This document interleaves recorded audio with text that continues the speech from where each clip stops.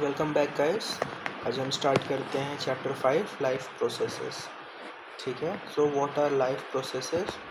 The maintenance function of living organisms must go on even when they are not doing anything particular.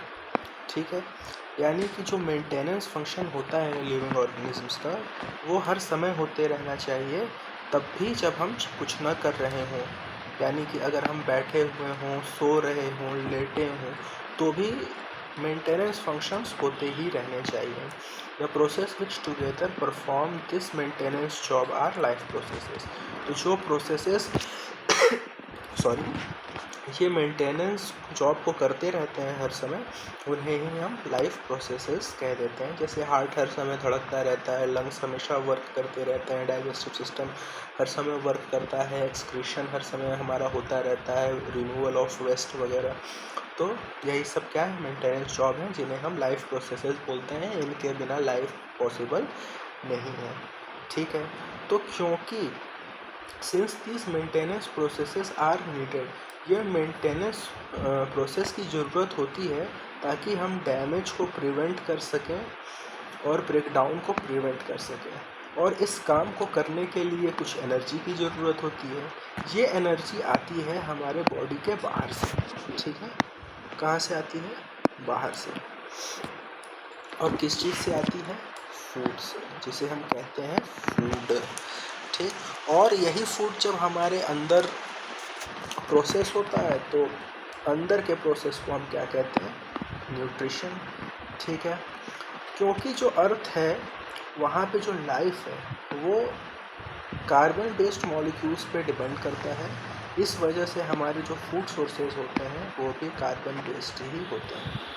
ठीक है, outside sources of energy अलग अलग हो सकते हैं। ठीक है, क्योंकि इन्वायरमेंट तो किसी भी इंडिविजुअल ऑर्गेनिज्म के कंट्रोल में है नहीं, तो सोर्स ऑफ एनर्जी जो होते हैं वो भी अलग अलग होते हैं। और इन सोर्स ऑफ एनर्जीज को तोड़े जाने की ज़रूरत है, need to be broken down और built up in the body. या तो बाहर से ही तोड़ दिया जाए या फिर बॉडी के अंदर ही इन्हें बनाया जाए। And must be finally converted to a uniform source of energy. और जो हमारा फिनिश्ड प्रोडक्ट हो, जो फाइनल प्रोडक्ट हो, वो एक यूनिफॉर्म सोर्स ऑफ एनर्जी के रूप में हमें मिले। तो इस प्रोसेस को करने के लिए कुछ केमिकल रिएक्शंस की भी ज़रूरत होती है, जो टू एंड फ्रो मोशन में होते ही रहते हैं। तो जो सबसे ज़्यादा हमारे बॉडी में लाइफ प्रोसेसेस को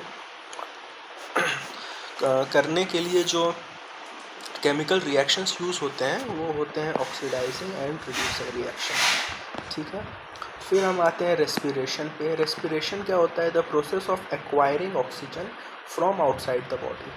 ठीक है, ऑक्सीजन को लेने की प्रक्रिया शरीर के बाहर से, to use it in the process of breakdown of food sources. और उस प्राप्त हुए ऑक्सीजन को इस्तेमाल किस चीज़ में करने में? फूड सोर्सेज का ब्रेक डाउन करने के लिए। और उसको हम यूज़ करेंगे कहाँ? सेल्यूलर नीड्स के लिए। इसी प्रोसेस को हम क्या कहते हैं? रेस्पिरेशन।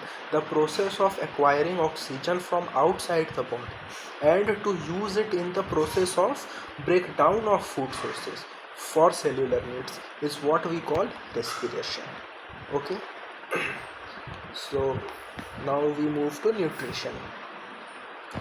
तो चाहे हम चलें चाहे साइकिल चलाएं, उसके लिए एनर्जी लगती है। ठीक है, and energy is needed to maintain a state of order in our body. So how do living things get their food? So food can be obtained from various sources, like the plants prepare their own food, whereas animals they search for their food from one place to another. So the organisms which prepare their own food are called autotrophs. Okay, and the organisms which depends on other for their food are heterotrophs, right? So some organisms use simple food material obtained from inorganic sources in the form of carbon dioxide and water. तो जो कुछ organisms होते हैं वो अपने food के लिए in organic sources को यूज़ करते हैं, जैसे कार्बन डाइऑक्साइड और वाटर। तो कार्बन डाइऑक्साइड और वाटर कौन यूज़ करता है दोस्तों? मोस्टली प्लांट ही यूज़ करते हैं। प्लांट का खाना क्या होता है? कार्बन डाइऑक्साइड और वाटर। कुछ बैक्टीरियाज भी यूज़ करते हैं कार्बन डाइऑक्साइड और वाटर, ठीक है। Other organisms utilise complex substances, ठीक है। तो जो कुछ अदर ऑर्गेनिजम्स होते हैं वो कॉम्प्लेक्स सब्सटेंस यूज़ करते हैं, ठीक है। ये कॉम्प्लेक्स सब्सटेंसेस को हम तोड़ते हैं सिंपल वंस में और यूज़ करते हैं for the growth of the body. तो क्योंकि ये सब्सटेंसेस कॉम्प्लेक्स हैं और इन्हें तोड़ना थोड़ा कठिन होता है, इसके लिए ऑर्गेनिजम्स यूज़ करते हैं बायो कैटालिस्ट्स, जिसे हम कह देते हैं एंजाइम्स, ठीक है। तो ये कौन यूज़ करते हैं? हेट्रोट्रॉफ्स। कौन यूज़ करते हैं? हेट्रोट्रॉफ्स। तो हेट्रोट्रॉफ्स का जो सर्वाइवल होता है वो या तो डायरेक्टली या तो इनडायरेक्टली डिपेंड करता है ऑटोट्रॉफ्स के ऊपर। और हेट्रोट्रॉफिक ऑर्गेनिजम्स क्या होते हैं? Animal and fungi. तो जो बैक्टीरिया है वो ऑटोट्रॉफ है और जो फंजाई है या फंगी बोलते हैं ये क्या है? हेट्रोट्रॉफ है, ठीक है। तो अब हम पढ़ते हैं ऑटोट्रॉपिक न्यूट्रिशन। तो कार्बन और एनर्जी की जो रिक्वायरमेंट होती है ऑटोट्रॉफिक ऑर्गेनिजम्स की, वो फुलफिल होती है फोटोसिंथेसिस से। फोटोसिंथेसिस क्या है? यह एक प्रोसेस है by which autotrophs take in substances from the outside and convert them into stored forms of energy. तो फोटोसिंथेसिस एक प्रोसेस है जिसमें ऑटोट्रॉफ्स जो होते हैं वो सब्सटेंसेस लेते हैं आउटसाइड से और उसको कन्वर्ट कर देते हैं स्टोर्ड फॉर्म ऑफ एनर्जी में, ठीक है। तो वो जो आउटसाइड से मटेरियल ले रहे हैं वो ले क्या रहे हैं? वो कार्बन डाइऑक्साइड और वाटर ले रहे हैं और इस कार्बन डाइऑक्साइड और वाटर को वो कन्वर्ट कर देते हैं कार्बोहाइड्रेट में in the presence of sunlight and chlorophyll, ठीक है। अब जो कार्बोहाइड्रेट ये कन्वर्ट कर दे रहे हैं कार्बन को और वाटर को, उस कार्बोहाइड्रेट को ये यूज़ करते हैं प्लांट को एनर्जी देने के लिए, ठीक है। और जो कार्बोहाइड्रेट जो है वो यूज़ नहीं हुआ इमीडिएट एनर्जी देने के लिए, ठीक है, वो हम स्टोर कर लेते हैं in the form of starch. The carbohydrates which are not used immediately are stored in the form of starch which serves as the internal energy reserve, ठीक है। तो क्या हुआ कि फोटोसिंथेसिस के प्रोसेस से कार्बन डाइऑक्साइड और वाटर के मदद से जो कि हमने आउटसाइड से लिया, हमने उसे कन्वर्ट कर लिया कार्बोहाइड्रेट्स में और ये कार्बोहाइड्रेट्स यूज़ हो गया प्लांट को एनर्जी प्रोवाइड करने में। अब जो एनर्जी हमने प्लांट को इंस्टेंटली उस टाइम पे प्रोवाइड नहीं की, जो एनर्जी हमारी बच गई, वो हम स्टोर करते हैं किस फॉर्म में? स्टार्च के फॉर्म में। और ये एनर्जी इंटरनल एनर्जी रिजर्व की तरह यूज़ होती है और इसको प्लांट तब इस्तेमाल करता है जब उसकी उसे ज़रूरत महसूस होती है, ठीक है। A somewhat similar situation is seen in us where some of the energy derived from the food we eat is stored in our body in the form of glycogen। तो जिस तरह कुछ एनर्जी स्टार्च में store हो जा रही है, उसी तरह ह्यूमंस में और एनिमल्स में जो एनर्जी स्टोर होती है वो किस फॉर्म में स्टोर होती है? इन द फॉर्म ऑफ ग्लाइकोजन, ठीक है। तो हमने क्या कहा कि फोटोसिंथेसिस में क्या होता है कि हम कार्बन डाइऑक्साइड और वाटर को लेते हैं in the presence of sunlight and chlorophyll, तो वो हमारा कार्बोहाइड्रेट बना देता है और वाटर और ऑक्सीजन रिलीज़ करता है, ठीक है। तो 6 molecules of carbon dioxide plus 12 molecules of water in the presence of chlorophyll and sunlight gives 6 molecules of water and 6 molecules of oxygen whereas it forms glucose in the form of C6H12 and O6। ठीक है, तो अब हम ये समझते हैं कि क्या कौन 3 प्रोसेसेस इम्पॉर्टेंट हैं जो फोटोसिंथेसिस के दौरान होते हैं। सबसे पहला प्रोसेस है absorption of light energy by chlorophyll. ठीक है, तो जो लाइट हम एब्सॉर्ब कर पा रहे हैं, जो प्लांट लीव्स लाइट को एब्सॉर्ब कर पा रहे हैं, वो किसकी वजह से कर पा रहे हैं? हमारे क्लोरोफिल की वजह से कर पा रहे हैं। कन्वर्जन ऑफ लाइट एनर्जी, क्योंकि अब ये लाइट जो है वो एब्सॉर्ब कर ली गई है प्लांट के द्वारा, तो अब इस लाइट एनर्जी का कन्वर्जन होता है केमिकल एनर्जी में, और splitting of water molecules into hydrogen and oxygen. ठीक है, तो अब लाइट एनर्जी को हम केमिकल एनर्जी में कन्वर्ट करेंगे और पानी के मॉलिक्यूल्स बनेंगे और किस चीज़ में बदल जाएंगे?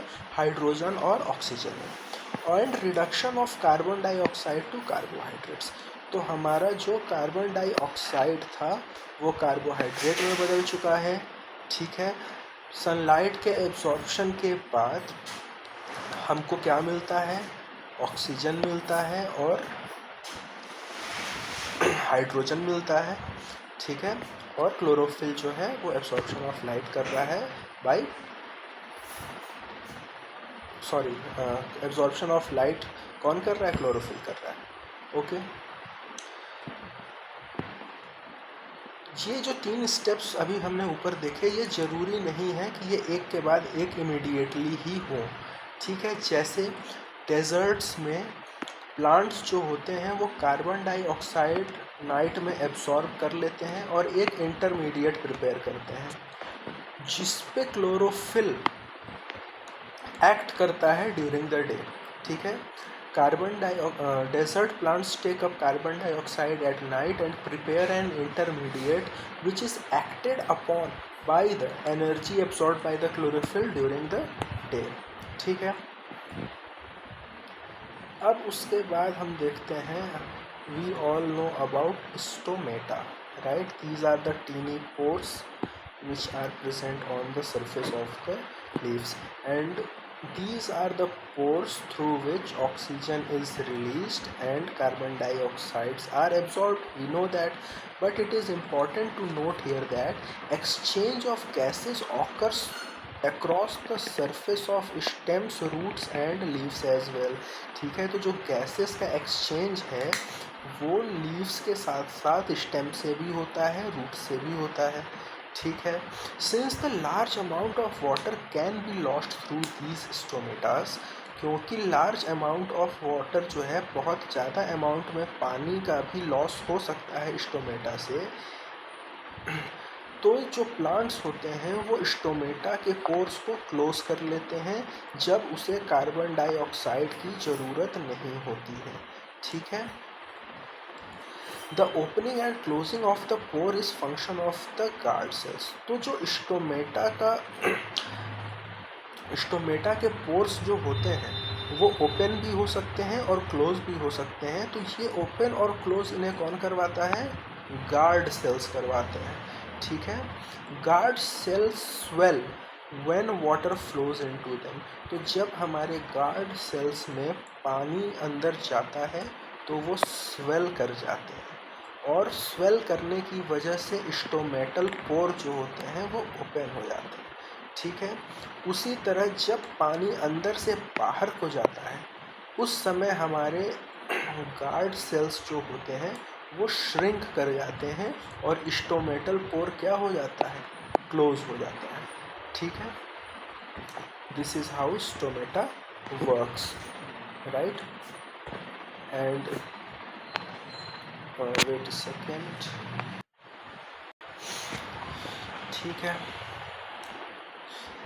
तो अभी हमने देखा कि ऑटोट्रॉफ जो हैं वो अपनी एनर्जी रिक्वायरमेंट्स तो मीट करते हैं। ठीक है, कैसे करते हैं? लेकिन एनर्जी रिक्वायरमेंट्स के अलावा वो रॉ मटेरियल्स भी यूज़ करते हैं अपनी बॉडी को भी बिल्ड करने के लिए।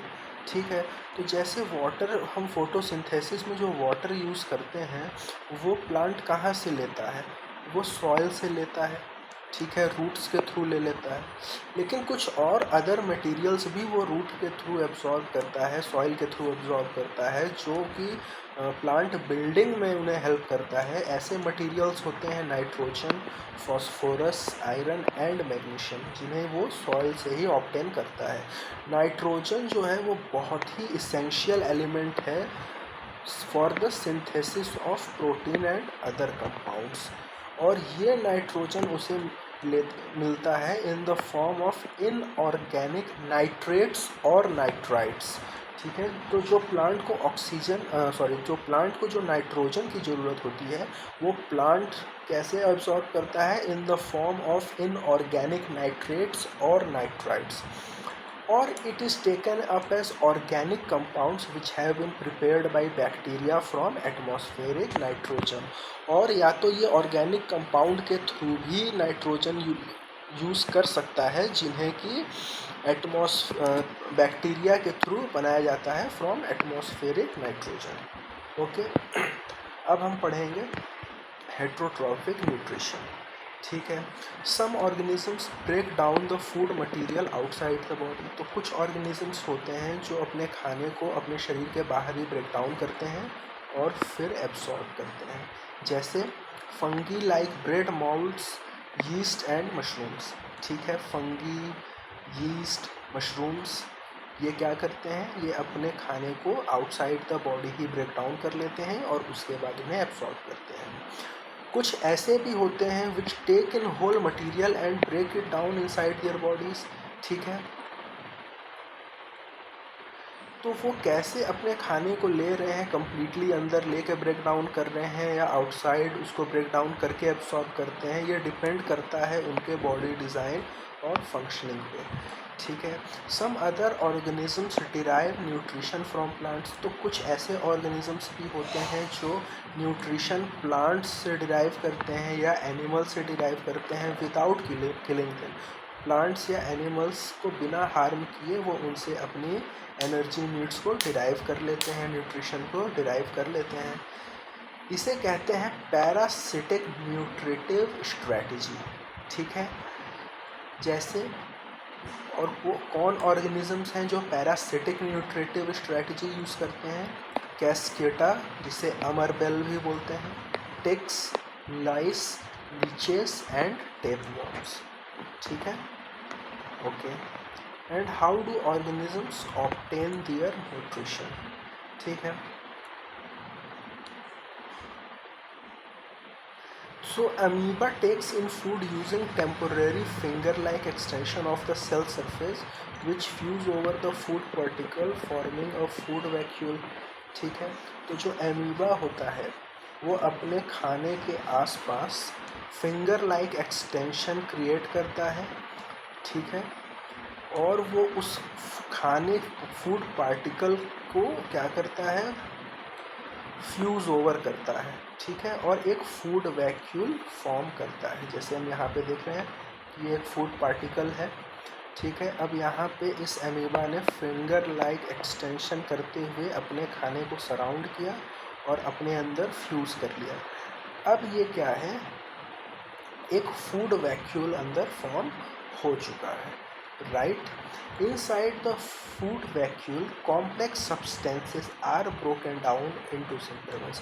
तो अब इस फूड वैक्यूल में उस फूड पार्टिकल के जो भी कॉम्प्लेक्स सब्सटेंसेस हैं उन्हें तोड़ के हम सिंपल सब्सटेंस में कन्वर्ट कर लेंगे और उसके बाद उसको साइटोप्लाज्म में डिफ्यूज़ कर देंगे।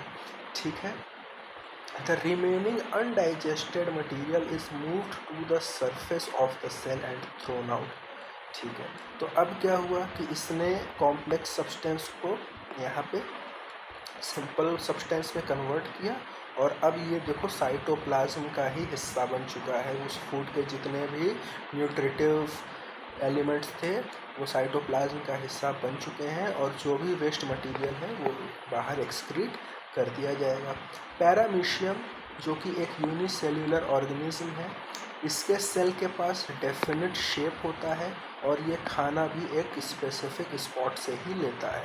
Food is moved to this spot by the movement of cilia which cover the entire surface of the cell. ठीक है, तो जिस तरह से हमने देखा कि अमीबा के पास फूड इनटेक करने के लिए कोई भी स्पेसिफिक स्पॉट नहीं था, वो फूड जहाँ पे भी रहेगा उसके आसपास वो फिंगर लाइक एक्सटेंशन करके उस फूड को एब्जॉर्ब करके फूड वैक्यूल के फॉर्म में उसको कॉम्प्लेक्स से सिंपल वर्जन में तोड़ के वो उसको यूटिलाइज कर लेते थे। लेकिन पैरामीशियम जो है वो भी अमीबा की तरह यूनिसेलुलर ऑर्गेनिज्म है, लेकिन उसके पास एक डेफिनेट शेप होता है और खाने के लिए या खाने को इनटेक करने के लिए एक स्पेसिफिक स्पॉट होता है। वो स्पेसिफिक स्पॉट तक खाना पहुंचाने में हेल्प करता है सिलिया के मूवमेंट के वजह से वो खाना उस स्पेसिफिक स्पॉट तक पहुंचता है और सिलिया पैरामीशियम को पूरे इंटायर सरफेस को कवर करती है। ठीक है, अब इसके बाद हम पढ़ेंगे nutrition in human beings next class में। Thank you very much for staying with me. Have a nice day.